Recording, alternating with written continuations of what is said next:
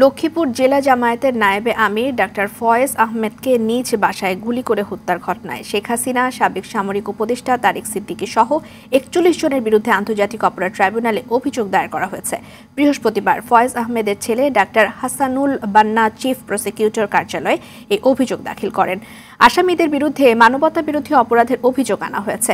২০১৩ সালের ২৩ ডিসেম্বর লক্ষ্মীপুর জেলা জামায়াতের নায়েবে আমির ডাক্তার ফয়েজ আহমেদকে নিজ বাসায় গুলি করে হত্যা করে র্যাব।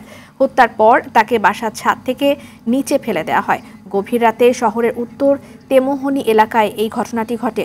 আর এই হত্যাকাণ্ডের মূল নায়ক নারায়ণগঞ্জের ৭ খুনের মূল পরিকল্পনাকারী র্যাব কর্মকর্তা তারেক সাঈদ বলে অভিযোগ করা হয়। তাকেও আসামি করা হয়েছে এই মামলায়। আমি প্রত্যক্ষদর্শী, তাকে ছাদে নিয়ে যেয়ে নির্মমভাবে টর্চার করে ছাদ থেকে ফেলে হত্যা করা হয় এবং আমাকেও খোঁজাখুঁজি করা হয়। আমার ওয়াইফ এবং মা ওই সময় বাসায় অবস্থান করছিলেন।